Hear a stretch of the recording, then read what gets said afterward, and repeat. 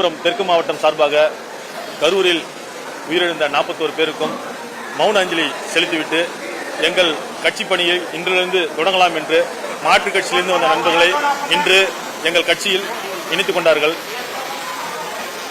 அனைத்து நண்பர்களையும் நாங்கள் வருக வருக என வரவேற்கிறோம். தமிழக வெற்றிக் கழக தொண்டர்கள் இந்த துக்க நிகழ்விலிருந்து வெளியே வர முடியாமல் தான் இருக்கிறார்கள்.